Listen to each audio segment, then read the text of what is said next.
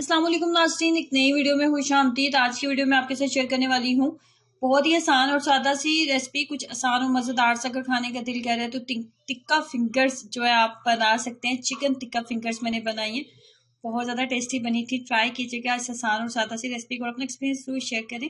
इसको बनाने के लिए बोनलेस चिकन लिया और उसको फिंगर शेप में इस तरीके से हमने कट कर लेना है। बहुत ज़्यादा ना पतली होनी चाहिए, ना ही बहुत ज़्यादा मोटी, नॉर्मल साइज़ की उंगली के साइज़ में हमने इसको कट कर लेना है। उसके बाद 3 बड़े खाने के चम्मच इसके अंदर ऐड करने वाली हूँ टिक्का मसाला। मेरे पास तकरीबन आधा किलो से थोड़ा ज़्यादा ही चिकन था। टिक्का मसाला 3 बड़े खाने के चम्मच, और उसके बाद दही मैंने ऐड किया है। और इसके अलावा कुछ भी ऐड नहीं करेंगे। टिक्का मसाला जो है ये नेशनल वालों का मैंने इस्तेमाल किया। चिकन नेशनल वालों का जो टिक्का मसाला बेहतरीन है। इसके अगर आप टिक्का मसाले का इस्तेमाल करें तो इसके अंदर किसी भी नमक और किसी भी दूसरे मसाले को ऐड करने की ज़रूरत नहीं होगी। उसके बाद इसके अंदर सिर्फ लहसुन और अदरक का पेस्ट ऐड करेंगे और इसको अच्छे से मिक्स अप कर लेंगे।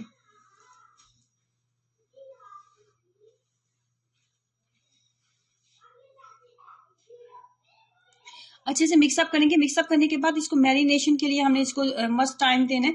अगर आप इसको मैरिनेशन के लिए टाइम नहीं देंगे तो ये इतनी जल्दी कुक नहीं होगा, अंदर से थोड़ा सा कच्चा ही रह जाएगा। तो मैरिनेशन के लिए आप इसको कम से कम ज़्यादा नहीं टाइम दे सकते, तो आप इसको 30 मिनट इसको ज़रूर दें ताकि ये अच्छे से मैरिनेट हो जाए, मसाले इसके अंदर अच्छे से चले जाएँ।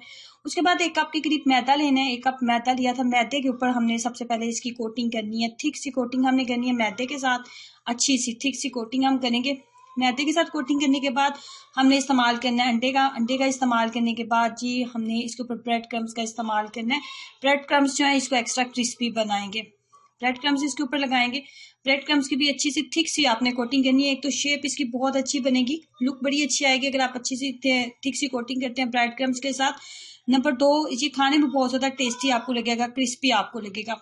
उसके बाद फ्लेम को बहुत ज़्यादा हाई ना रखें, बहुत ज़्यादा गर्म कुकिंग ऑयल के अंदर ना डालिएगा। इसके ऊपर ब्रेड क्रम्स लग गया तो ये बहुत जल्दी डार्क होना स्टार्ट हो जाएगा, तो अंदर से चिकन बिल्कुल कच्चा रह जाएगा, तो खाने में बिल्कुल टेस्टी नहीं लगेगा।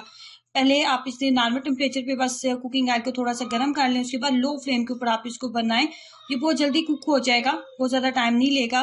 5 से 7 मिनट में ये बहुत अच्छे से कुक हो जाएगा। फाइनली कुछ इस तरह का देखने में जितने ज़्यादा टेस्टी लग रहे हैं, टेस्ट में भी इससे कहीं ज़्यादा मज़े के बने थे। कमाल की रेसिपी है, ट्राई करें, अपना एक्सपीरियंस शेयर कीजिएगा। वीडियो को लाइक करना, चैनल को सब्सक्राइब करना मत भूलें। अल्लाह हाफिज़।